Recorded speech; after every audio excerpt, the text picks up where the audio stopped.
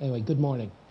My name is Adam Posen of the Peterson Institute for International Economics and the Bank of England. Today I'm here solely as Peterson Institute, nothing to do with Bank of England. It's my privilege and honor to chair the first session, which is on monetary policy. As the managing director just set out, and as I think most of us would agree, there was a very strong feeling that monetary policy had in some ways solved its neck of the woods a few years ago. And not only that, that perhaps many of the other good things that were happening could have been attributed to monetary policy. And now we find ourselves with perhaps the reverse reaction, which is monetary policy may not have solved its own bailiwick, and it's being blamed for things that maybe have nothing to do with monetary policy. We have today perhaps the best possible panel of people at the nexus of scholarship and practice to help us think this through.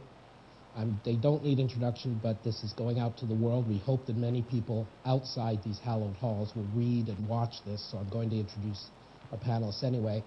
In alphabetical order, Olivier Blanchard, one of the co-organizers of the conference, the director of research here at the Fund, the Economic Council, and of course, the person from whom most of my generation learned our sensible macroeconomics. Otmar Issing, one of the founders of European Monetary Union, the original chief economist of the European Central Bank, member of the Governing Council, now chairman of the Center for Financial Studies in Frankfurt, in many ways the embodiment of good Germanic macro practice.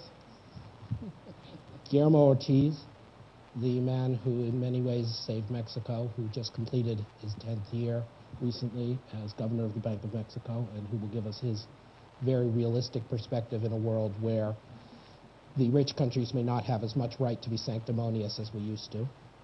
And finally, batting cleanup, Joe Stiglitz, Nobel laureate, man who was brave even for a Nobel laureate to critique the dominant wisdom on financial regulation long before others were willing to do so.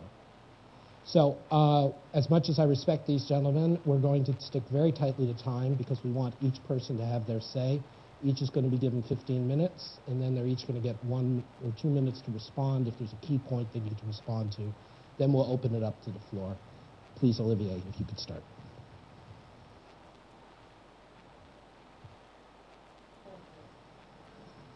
This conference is totally on the record, so think before you speak.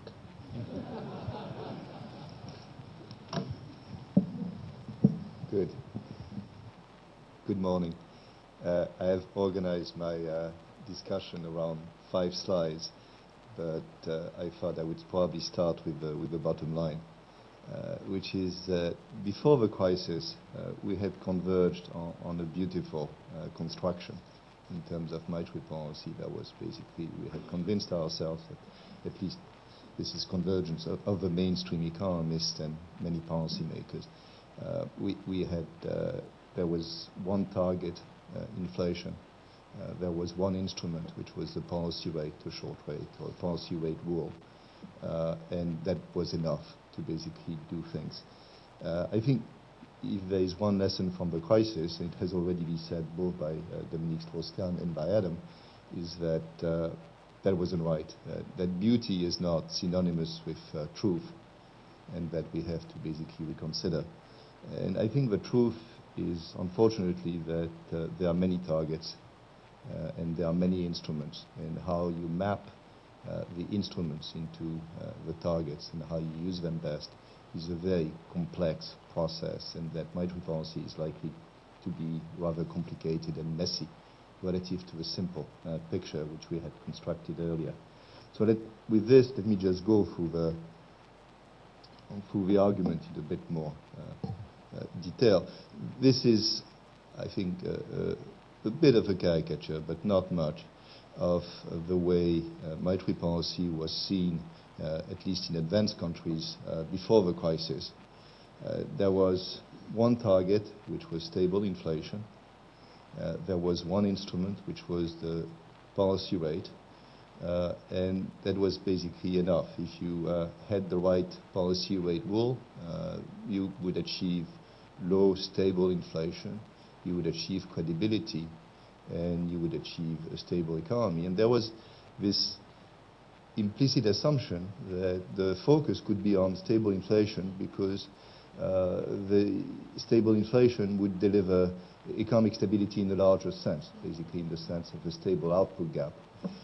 This was the case in formal academic models, where there was this thing that Jordi Gelli and I have called the divine coincidence, which is that in these models, if you actually were able to maintain stable inflation, you would actually maintain a stable output gap, so there was really no reason to look at the output gap separately. I think realism on the part of many central bankers made them realize that this was a bit of an extreme proposition, and in fact, there could be, at least in the short run, some deviation, and you had to worry about the output gap, and that led to something called flexible inflation targeting, in which you would allow for some deviations in order to stabilize what you thought was the output gap. Now, we come to the post-crisis tentative consensus, and this is one version of it, and then I'll go through another one. We learned, I think, two main things from the crisis. One is something that we all understand extremely well, which is that you can have stable inflation, you can have a stable output gap, at least it looks stable, but things are not going well behind the scene. There are things happening in the economy and you don't have financial stability. And then eventually financial stability translates into major problems in terms of output and activity. And so I think there's a general consensus now that to the list of targets you have stable inflation on one side, and then you have this other one, which is stable financial stability. And that really is part and parcel of what monetary policy in a broader sense has to be about. I think there is also the agreement that the debate which existed pre-crisis, that whether you should use the policy rate to try to achieve not only stable inflation but also financial stability, was not the right one. That basically there's a whole set of instruments out there. That's a point that Dominique has made as well. And so I think the picture which has emerged in the mind of many, and I think many central banks, is you now have this division between two. On one side, monetary policy has to take care of inflation and using the policy rate, and on the other side, the monetary policy also has a second task, which is to worry about financial stability and has to use a set of instruments, which are the macroprudential instruments. There's, I think, another dimension in which the crisis has led to a change from the previous slide, and that's the unequal question mark sign that I've put here. I think the notion that stable inflation basically implies a stable output gap is also a notion that many are questioning. Again, in some of our models, it works very well. There's a fairly tight relation between the movement of inflation, however defined, and the output gap. But in reality, we seem to see very divergent paths of inflation and what we think is the output gap. And that's a difficult question because the output gap is not observable. And so the question that inflation stability delivers a stable output gap is also something which is much more questioned, in which case the central banks really have no choice than to look at both and have a more flexible approach to how they handle both. I think I was at a conference attended by many central bankers 2 days ago, and I got the sense that the emerging consensus among central banks, not necessarily among academics, was that this was the way to proceed. And in a way, you could still, I think they were more skeptical than I about the question mark here, that there was a sense in which you could basically do monetary policy more or less the same way with respect to stable inflation, still basically use a policy rule, but this was only half of the job. Then there was another job, which was financial stability, in which you use macroprudential tools. But these were largely separate, or could be kept largely separate. Maybe you could have an institution doing one and another institution doing the other one. Clearly there had to be some interaction between the two, but the two could be largely separated. So there was some repairs to be done on the left. There was creation of something new on the right, but this was the way the mandate of a central bank could be extended. I'm not absolutely sure that that's actually the way monetary policy should be thought about.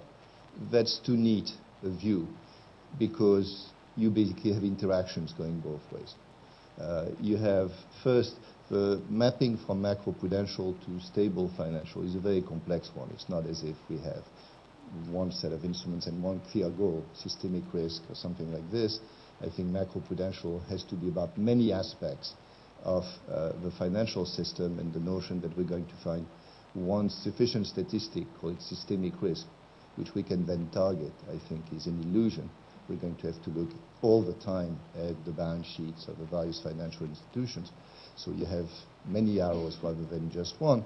And then you have interactions, very strong interactions, from what traditional monetary policy is, namely the movement in the policy rate to financial stability. And that's a discussion, for example, about low interest rate leading to risk-taking or excess leverage, which is clearly an arrow going this way. And then every macroprudential instrument is likely to affect the macroeconomy in some way.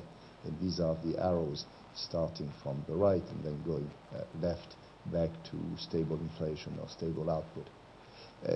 I think that's where this is the way to think about things. It is much less neat than the previous slide, but I think we have to think about monetary policy in a broad sense as having many targets, two or three there, and having many instruments, with some allocation of instruments, but realizing that most instruments are going to affect all three targets in some way.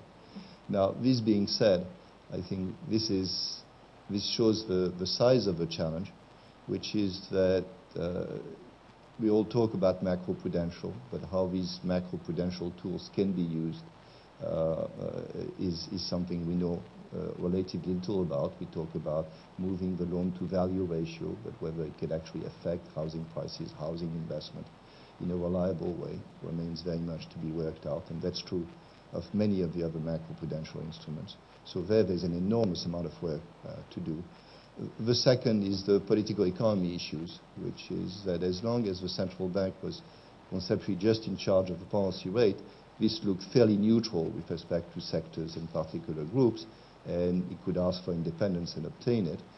When it starts being in charge of many instruments, nearly all of them having an effect on a specific segment of the economy in a very particular way, then the question of independence comes up. The question of whether, I think you have to have one authority in the end because of these interactions, but how much independence you give to it is an open question.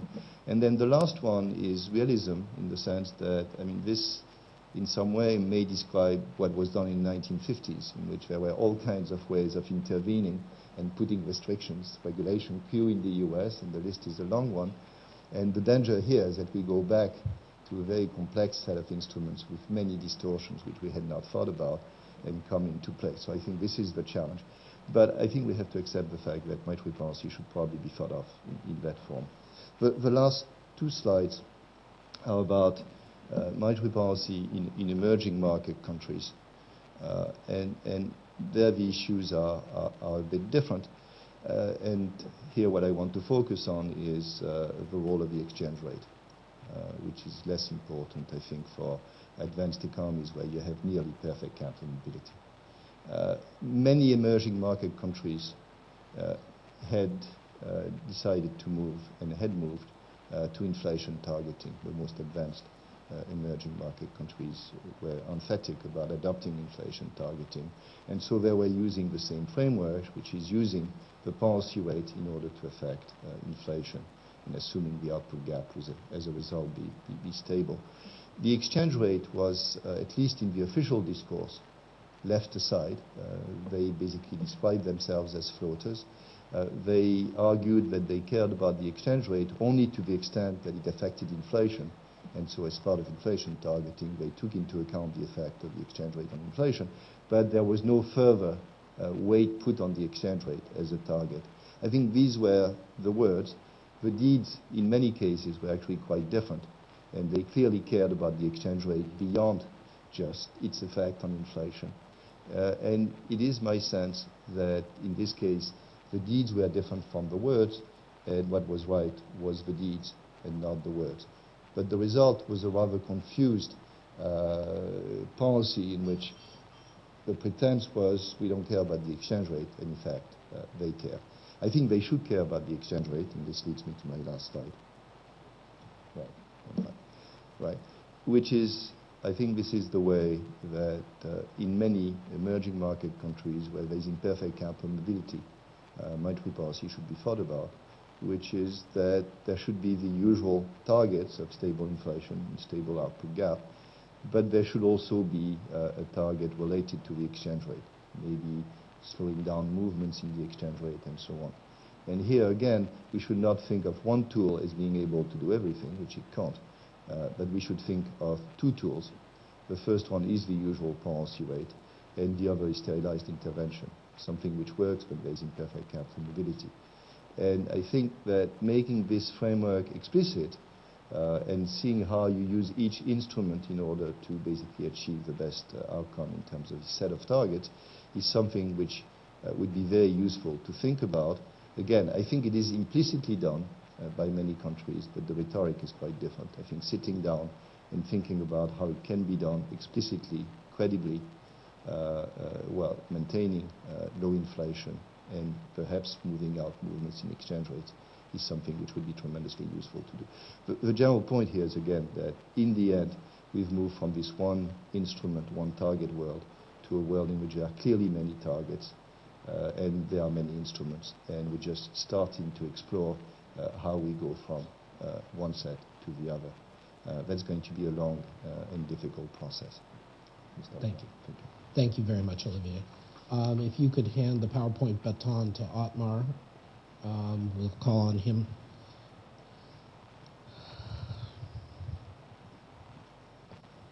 I would like to... Yeah, well, thank you very much. Thank you, Olivier and Dominic, for organizing, I think, this very important discussion. I want to begin with the observation that this crisis was a man-made crisis.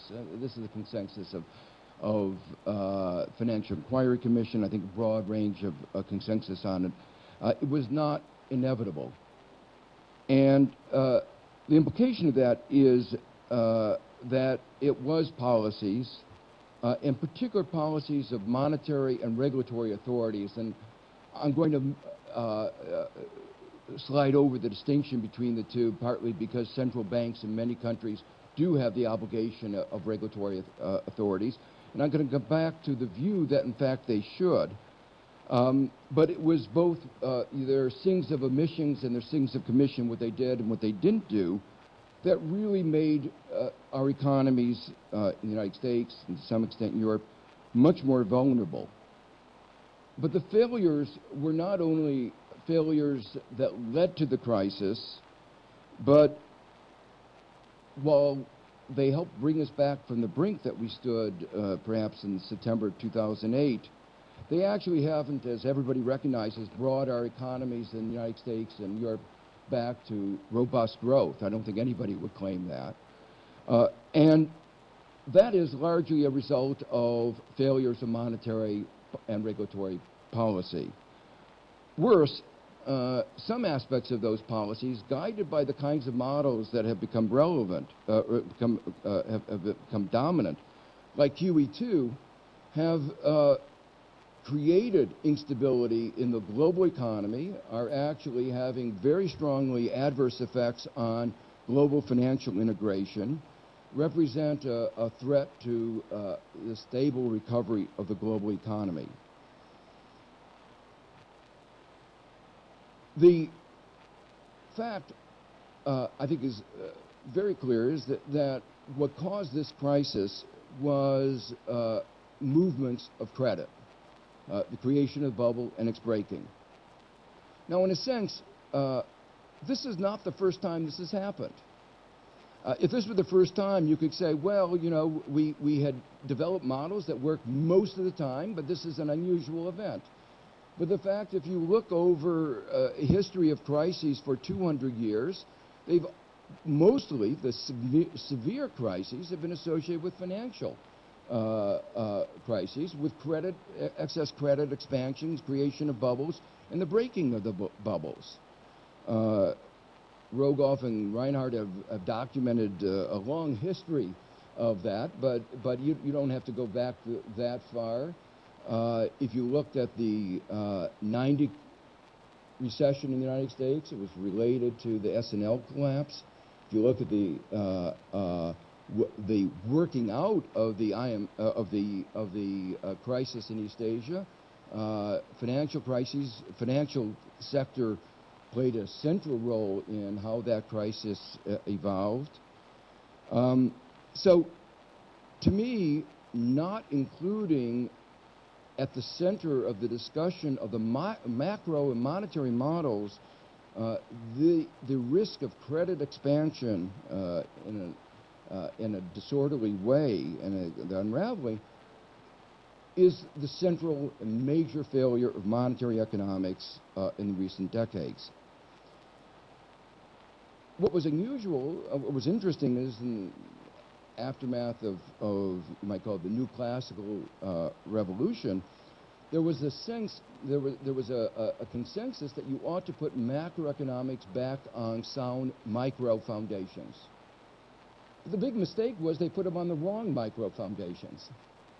They put them on the micro foundations that markets by themselves work well.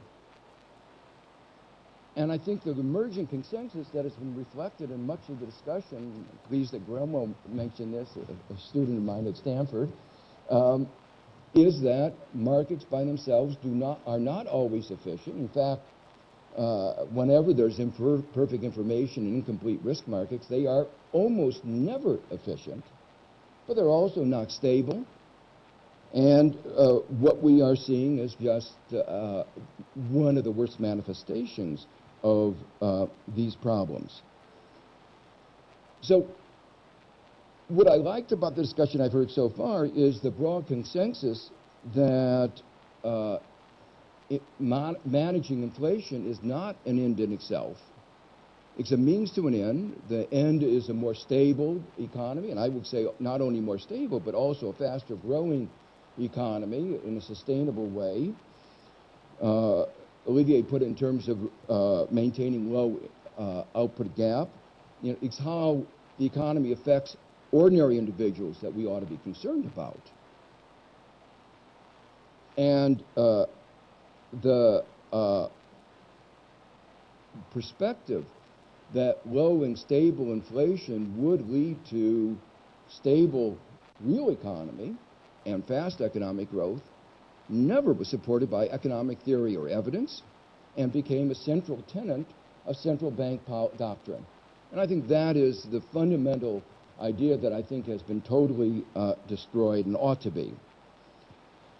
So, as I say, the missing element in the models, and since this is a conference largely academics, you know, I want to emphasize this, the missing element is the absence of models of credit. Yes, money and credit are in normal times very highly correlated, and so we can use one for the other. But the whole point of crises is you're focusing on non-normal times. And the relationship between money and credit breaks down in these non-normal times. And that's when you have to go back to structural models, and the structural models focus on the links between what the central banks do and the flow of credit. And it's this aspect that should have been at the center of modeling and of policy. Let me say, it's not an excuse to say, well, it wasn't, nobody talked about it, because in fact, there was a large literature on the subject. A large literature, I should say large literatures, because there were very many different traditions, a Latin American tradition, an economic tradition, traditions focusing on derived from economics of information, where there was focus on the nature of credit markets, financial traditions. So there were many traditions They just didn't get incorporated into the macroeconomics. Well, let me, in the remaining time, focus very briefly on four issues: objectives and targets, instruments, governance, and modeling. So in terms of objectives and targets, what I've already said should be clear, that focusing on inflation, in some sense, diverted attention away from something that was much more important. The models talked about the deadweight loss of consumer surplus that resulted when price misalignments occurred. That was, I was going to say second order, but it was actually 10th order of insignificance relative to the losses resulting from the failure of the financial market. The output gap, we're talking about trillions of dollars. The losses in the consumer surplus that come from the small microeconomic misallocations are just minuscule compared to the losses that we are now experiencing. And that's why I also think it's very important to go back to what several of the panelists have said. The idea that now you're going to have inflation targeting here and then financial stability here, and you're going to have these two things that you're going to focus on is fundamentally flawed. The basic point is the responsibility is to try to maintain stable growth, a stable output, and financial stability is almost, you might say, necessary and sufficient, far more important than stable prices. Now, of course, in the extreme cases that Graham was talking about, where you're not talking about 3, 4, 5% or 10% inflation, but those numbers, I think clearly you have to focus on inflation as well. But I'm talking now mostly about situations like the United States and Europe, where inflation has been very controlled. I don't have time to talk about the assignment problem, but let me just say that this notion of being able to allocate responsibility in this very neat way, I think is a mistake. All instruments have to be in one way or another coordinated. The second point is, what are the instruments? And here, the discussion was always that the interest rate was a blunt instrument. But the fact is that monetary authorities and regulatory authorities have a wide range of instruments, and interest rate is only one instrument that affects the flow of credit and affects macroeconomic aggregate demand and aggregate supply. And that it's long been talked about, and again, a very important set of literatures, that one ought to have macroprudential regulation to stabilize the economy. And that an essential part of macroprudential regulation is not just the interest rate, but a whole set of provisioning requirements, capital adequacy requirements, and so forth. That monetary policy affects the economy not just through the interest rate, but through credit availability. The credit availability is of first order importance. And that, in fact, one of the important endogenous variables in the system is the lending rate. The relationship between the T-bill rate and the lending rate can change over the cycle, can change in circumstances, and modeling that spread ought to have been an essential part of the modeling of monetary models. But again, most models, it was not there. One of the essential aspects of regulatory regulation is about leverage. A lot of discussion now about leverage, but what I found so striking is the absence of discussion of Modigliani-Miller theorem, one of the most important insights into economics. I and many others have pointed out what was wrong with the Modigliani-Miller theorem at the microeconomic level, that there are all kinds of signaling mechanisms that can be important. But at the macroeconomic level, the basic insight of Modigliani-Miller, which is that you don't get anything by more leverage, remains, I think, very persuasive and has never really been answered by any of this discussion I've seen on the part of the discussions of leverage. Now, this focus on interest rate as the one instrument is now being reflected today in current macroeconomic policy in the United States in the focus on QE2. QE2, as most people, I think, around the world feel, is that it has led forward a flood of liquidity, which has not helped the country that needs it, which is the United States, but has caused enormous disturbances around the world. Okay. To me, this is not a surprise. The main channel by which monetary policy normally affects the economy is the credit channel, and the credit channel, especially with the SMEs, is still blocked. We haven't fixed it. So this is an example why you're focusing on interest rates, you're not focusing on the main thing, which is how does monetary policy affects the economy through the credit channel. That's not working. So what they're focusing in is on long-term interest rates. But meanwhile, what they are doing is inducing large losses, large potential losses by the central bank. And that relates to something that actually was observed even in QE1. One interpretation of QE1 was it was a massive bailout of the banks, because basically what it did is by lowering long-term interest rates, difference between short-term and long-term, it made it unattractive for any private party to engage in the mortgage market. So it really destroyed the private mortgage market. And then when the low interest rate refinancing, particularly in the U.S. context, with no prepayment penalties, and meant that mortgages got refinanced, moved on to the government books, and the banks got bailed out. An important hidden part of the bailout. So let me again talk very briefly about the final two issues, governance.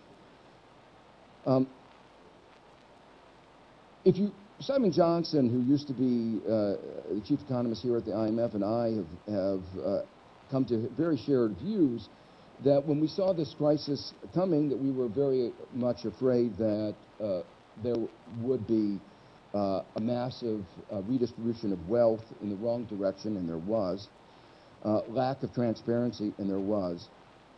The notion of independence, though, raises the question of accountability, and the question is accountability to whom? And the point is that not being accountable, the problem is that there's been capture, cognitive capture, if not other forms of capture, which have led to central banks reflecting perspectives that are particularly reflecting those of the financial markets. One can have independence, but independence with representativeness, and that's what we've failed. But when an example of this so clear, and it relates to my final point, which has the models, when Greenspan in his mea culpa said he was surprised that banks didn't look after their risk better, I was surprised that he was surprised. Because any microeconomist looking at the incentives that were in place would have said they have incentives for excessive risk-taking and short-sighted behavior. The repeal of Glass-Steagall led to the formation of much too big banks that were too big to fail, again, incentive structures. And we would have had to rewrite our microeconomic textbooks if we hadn't had a crisis. Fortunately, we don't. But the point is that this is an example of cognitive capture, and it's also an example of how our models didn't capture what was really going on. Our models didn't have, the models of macroeconomics didn't have agency problems, didn't have the risk-taking decisions of banks. In fact, to me, what is so remarkable is that central banks had models in which banking did not play an important role. And you would have thought just in their own self-interest they would have tried to make banking important. It was important. They just didn't capture it in their models. Final point, okay, is the models themselves embedded assumptions of concavity, which meant risk diversification necessarily worked. But whenever we have a crisis, they start talking about contagion, where the mathematical assumptions are exactly the opposite. They never put together coherent models that have both what your views of the world after the crisis and before. So in a sense, the challenges ahead for modeling are, I think, a great deal, but actually a lot of the building blocks have been there and been there for a long time. So the final maybe idea I'll leave with you is that we allow, because we didn't take in those ideas, we allow banks to become too interconnected, but we didn't connect central banking to the rest of our society and the rest of our economics profession. Thanks. That's a very nice way to end on. Thank you, Joe. In the interest of comedy, not comedy, I'm going to give each member of the panel under 2 minutes to quickly respond to something one of the other panelists said. If they want to, we'll just go straight through in order, and then we'll go right to questions. As everyone's aware, we are running a little late. Olivier? Good. Given the 2 minutes constraint, I was actually struck by the relative convergence, which is, I think we all agree that there are many targets, many instruments, and then there are some subtle differences, but at least that's good. I also thought that we should be careful not about throwing the baby with the bathwater.